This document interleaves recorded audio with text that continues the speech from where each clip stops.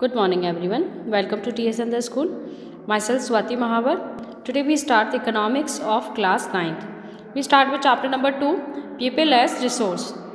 First और second part इस chapter का हम पढ़ चुके हैं. Now today we start third part of this chapter. Come to the page number 20. Come to page number 20. These can be last previous video के अंदर हमने क्या पढ़ा था, non market and market activities. Market activities मैंने आप लोगों को बताया था, जो मार्केट के अंदर ले जा करके किसी प्रोडक्ट को सेल करके हम जो मनी अर्न करते हैं, पैसा कमाते हैं, तो वो क्या कहलाएगा, मार्केट एक्टिविटी कहलाएगा. और अगर खुद के सेल्फ कंजप्शन के लिए अगर हम कोई प्रोडक्शन करते हैं तो वो क्या कहलाएगा, नॉन मार्केट एक्टिविटी कहलाएगा. Now come to the next thing. These can be consumption and processing of primary product and on account production of fixed asset.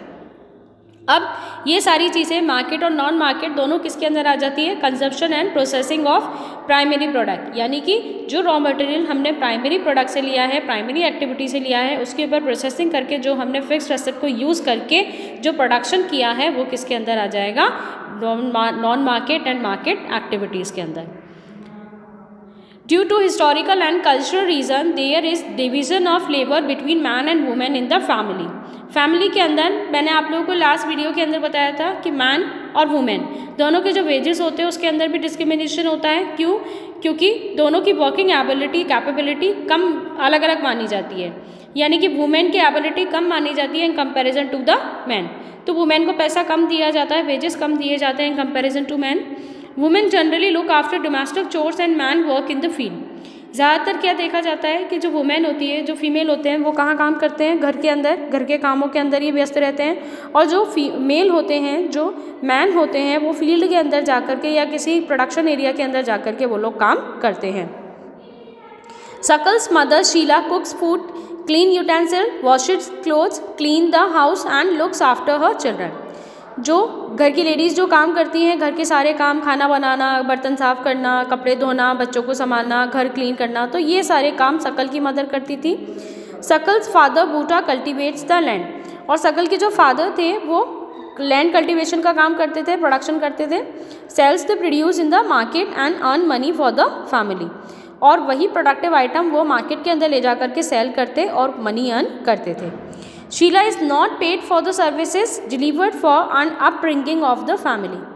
अब जो काम शीला घर का करती थी, घर के जो भी काम वो करती थी, उसके लिए उसको पैसा नहीं दिया जाता था, किसी भी तरह का मनी उसको नहीं दिया जाता था. यानी कि घर के जो भी काम करती थी वो अपने लिए करती थी, अपने एक मॉरल ड्यूटी मान के करती थी. It's my duty to do my homework. So किसी भी तरह का कोई पेमेंट उसको नहीं दिया जाता था. Women are not paid for their service delivered in the family. घर का जो भी वो काम करती है, चाहे कितना टफ से टफ काम क्यों नहीं करती हो, उसको पैसा नहीं दिया जाता है. The household work done by women is not recognise in the national income.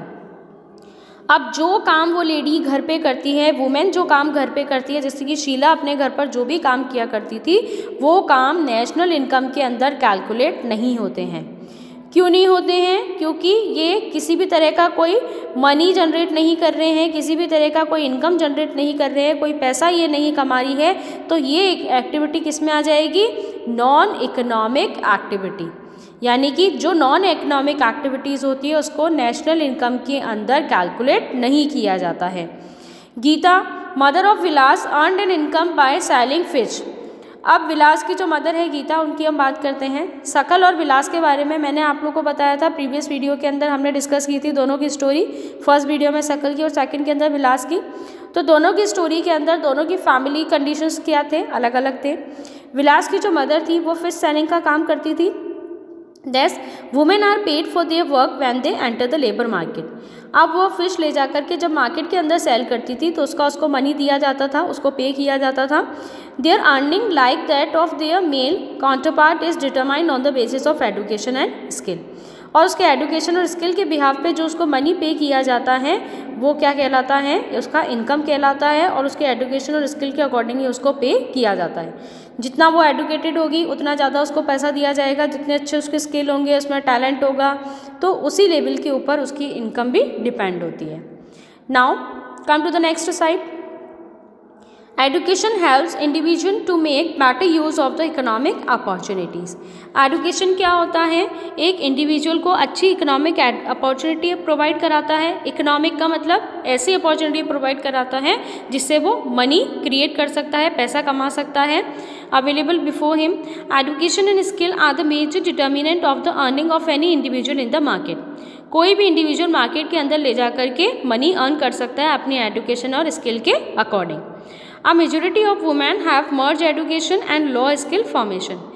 एक मेजोरिटी ऑफ वुमेन यानी ज़्यादातर जो वुमेन होती है उसके अंदर उनके अंदर एडुकेशन की कमी होती है और लॉ स्किल फॉर्मेशन, इतना उनको एडुकेट नहीं किया जाता है और ना ही उनको इनका इतना स्किल क्रिएट किया जाता है उनके अंदर कि वो अपना मनी जनरेट कर सके, अपनी खुद की पहचान बना सके, अच्छा पैसा वो कमा सके। Women are paid low compare to man. वो कितना भी कुछ भी कर ले लेकिन उसको हमेशा मैन के कंपैरिजन में कम ही पे किया जाता है, क्योंकि उसकी फिजिकल कैपेबिलिटी क्या मानी जाती है, कम मानी जाती है in comparison to the man. Most women work where job security is not there. बहुत सारी वुमेन ऐसी जगह पे काम करती हैं जहाँ पे कोई जॉब सिक्योरिटी नहीं होती, यानी कि कभी भी उनको वहाँ से हटा दिया जाता है। Various activities related to legal protection is merge. Employment in this sector is characterised by irregular and low income. अब जैसे हमने प्रीवियस चैप्टर्स के अंदर पढ़े थे फॉर्मल और इनफॉर्मल सेक्टर्स, तो फॉर्मल और इनफॉर्मल सेक्टर्स, फॉर्मल सेक्टर कौन से होते हैं, जैसे गवर्नमेंट सेक्टर जो होता है जहाँ पर पूरा जॉब का हमारा गारंटी होता है कि हमको वहाँ से नहीं हटाया जाएगा, टाइमिंग्स हमारे फिक्स होते हैं, प्रोविडेंट फंड वगैरह फैसिलिटी हमको दी जाती है। तो वुमेन ऐसी जगह पे काम करती थी जो क्या थे, इनफॉर्मल थे, जहाँ पर कभी भी उनको हटा दिया जाता था, ना ही उनको फिक्स इनकम दी जाती थी, ना ही उनको जॉब सिक्योरिटी एंड अच्छा एनवायरनमेंट, किसी भी तरह की कोई फैसिलिटी उनको नहीं दी जाती थी। However women with high education and skill formation are paid at par with the man.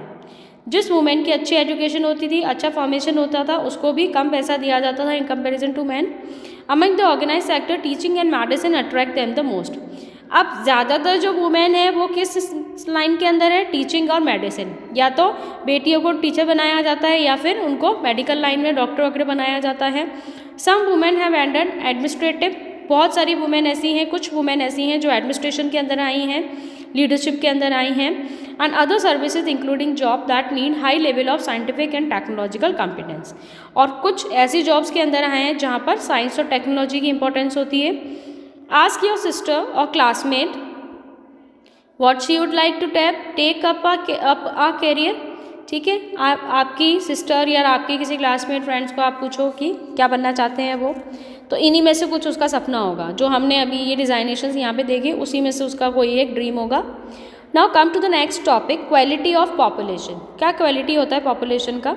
The quality of population depends upon the literacy rate. आदमी जितना अच्छा पढ़ा लिखा होगा उतना ही अच्छा वेल मैनर्ड होगा, वो सिस्टमैटिक तरीके से वो काम करता है, अच्छा पर्सन होता है, गुड बिहेवियर होता है, गुड उसका पर्सनैलिटी होता है। Health of a person indicated by life expectancy. अब जिसका हेल्थ अच्छा होगा उसका लाइफ एक्सपेक्टेंसी अच्छा होगा, यानी कि अच्छे साल तक, अच्छे दिनों तक वो जी सकता है। And skill formation acquired by the people of the country. और उसी के स्किल फॉर्मेशन की वजह से वो कंट्री का, नेशन का बहुत अच्छा कर सकता है, कंट्री में बहुत अच्छा कंट्रीब्यूशन वो अपना दे सकता है। The quality of the population ultimately decides the growth rate of the country. जितना अच्छा कंट्री का क्वालिटी होता है उतना अच्छा उस कंट्री का क्या होता है, ग्रोथ रेट होता है। क्योंकि सब अगर पढ़े लिखे होंगे तो उस कंट्री के अंदर वो मनी जनरेट कर सकते हैं, पैसा कमा सकते हैं। जितना ज़्यादा मनी क्रिएट करेंगे, जितनी ज़्यादा हमारी नेशनल इनकम होगी, हमारी कंट्री उतनी अच्छी फलेगी फूलेगी। लिटरेट एंड हेल्दी पॉपुलेशन आ रहे हैं ऐसे। अब जो लिटरेट और हेल्दी पॉपुलेशन होती है वो हमारे क्या है, असेट है, एक तरह की प्रॉपर्टी है हमारे लिए। ठीक है, मैंने आप लोगों को स्टार्टिंग में फर्स्ट वीडियो के अंदर बताया था असेट क्या होता है। Now come to the next topic, education. Suckle's education in the initial years of his life bore him the fruits in the later years in terms of a good job and salary. शकल का जो education था उससे वो बहुत bore हो चुका था, मतलब उसको इतना अच्छा नहीं लगता था, इतना अच्छा फील नहीं होता था, इतना इंटरेस्ट नहीं आता था पढ़ाई के अंदर। लेकिन लास्ट में जब उसका जॉब लगा, उसको अच्छा सैलरी मिला, तो उसकी लाइफ क्या हो गई, एकदम से चेंज हो गई। We saw education was an important input for the growth of Sakal. हमने यहाँ पर क्या देखा कि सबसे मेन चीज़ जो क्या थी, एजुकेशन थी। उसकी एजुकेशन अच्छी थी इसलिए उसने अच्छा पैसा कमा लिया, अच्छी जॉब उसकी लग गई। It open new horizon for him, provided new aspiration and develop values of life. अच्छा एस्पिरेशन उसका था, एस्पिरेशन यानी अच्छा डिज़ायर था उसका कि मुझे लाइफ के अंदर बहुत अच्छा करना है। वैल्यूज़ ऑफ लाइफ, उसने अपनी लाइफ को क्या बना लिया, वैल्यूएबल बना लिया। Not only for circle, education contribute towards the growth of society also. हम पहले डिस्कस कर चुके हैं कि एजुकेशन से उस पर्टिकुलर इंडिविजुअल का तो डेवलपमेंट होता ही है, साथ में सोसाइटी का भी डेवलपमेंट होता है। It enhances the national income, और अल्टीमेटली हमारे कंट्री का क्या इंक्रीज़ हो जाता है, नेशनल इनकम इंक्रीज़ हो जाता है, पूरे कंट्री का जो टोटल इनकम होता है वो इंक्रीज़ हो जाता है। Cultural richness and increases the efficiency of governance, cultural richness आता है, हमारा कल्चर और अच्छा रिच हो जाता है और अच्छा ट्रेडिशनल हो जाता है, हम अच्छा मॉडर्नाइज कर देते हैं उसको। And efficiency of governance, administration का पावर इंक्रीज हो जाता है। There is a provision made for providing universal access, retention and quality in elementary education with a special emphasis on girls. अब हमारा जो एलिमेंट्री एजुकेशन है, यानी कि एलिमेंट्री एजुकेशन यानी कि 8 तक का जो एजुकेशन है वो सबसे ज़्यादा तो किसको प्रोवाइड कराना चाहिए, गर्ल्स को। एटलीस्ट एलिमेंट्री एजुकेशन तो उनको अवेलेबल कराना ही चाहिए। There is also an establishment of pace starting of schools like Navodaya Vidyalaya in each district. हर डिस्ट्रिक्ट के अंदर नवोदय विद्यालय टाइप का इंस्टीट्यूशन बनाना चाहिए ताकि वहाँ पर फ्री में गर्ल्स अपनी मर्जी से पढ़ाई अपना कंटिन्यू कर सके, अपना कंप्लीट कर सके। Vocational streams have been developed to equip large number of high school students with occupation related to knowledge and skills. Vocational courses government को चलाने चाहिए ताकि लोग अपने नॉलेज और स्किल के अकॉर्डिंग अपना मनी जनरेट कर सकते हैं, अपने नॉलेज और स्किल के अकॉर्डिंग वो अच्छा अर्न कर सकते हैं। The plan outlay on education has increase from ₹151 crore in the first plan to 3766.90 crore in the 11th plan. अब एजुकेशन के ऊपर गवर्नमेंट ने खर्चा करना शुरू किया फर्स्ट प्लान। फर्स्ट प्लान समझते हैं आप, 5 ईयर प्लानिंग जो होती है हर 5 साल के अंदर जो गवर्नमेंट प्लानिंग करती है, तो फर्स्ट प्लानिंग के अंदर कितना था, फर्स्ट 5 ईयर प्लान के अंदर 151 करोड़, जो इंक्रीज होकर 11th 5 ईयर प्लान के अंदर कितना हो गया 3766.90 करोड़। कितना इंक्रीज हो गया, high jump. The expenditure on education as a percentage of GDP rose from 0.64% in 1950-51 to 3.0% in 2015-16। GDP क्या होता है, ग्रॉस डोमेस्टिक प्रोडक्ट, यानी इंडिया की पॉलिटिकल बाउंड्रीज के अंदर जितना भी प्रोडक्ट बनाया जाएगा, जितना भी प्रोडक्शन होगा, जितना भी गुड्स का प्रोडक्शन होगा, वो क्या कहलाएगा, जीडीपी। तो जीडीपी जो है हमारा 1951 से 52 तक कितना था, 0.64%, और आज 15 to 16 के अंदर कितना हो गया 3.0%, and has remain stagnant around 3% from past few years. कुछ सालों के अंदर कितना चल रहा है ये 3%। The budgetary estimate as stated in the budget, जो बजट बनाया जाता है हर साल का, जो बजट बनाया जाता है, जैसे 1 अप्रैल को जो बजट आता है, 1 मार्च को जो बजट आता है, उसमें क्या होता है, documents of union state government, reserve bank of India, the expenditure on education as a percentage of GDP has decline to 2.7% in 2017-18।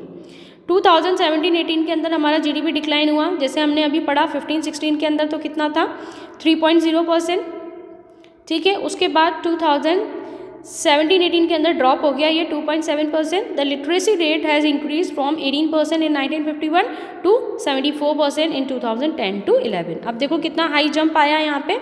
18% education हमारा था कब, 1951 में। 1951 के अंदर फर्स्ट 5 ईयर प्लान स्टार्ट हुआ था, और 2010-11 के अंदर आते आते कितना हो गया ये 18 से जस्ट 74%। कितना इंक्रीज हो गया, it's a very high jump.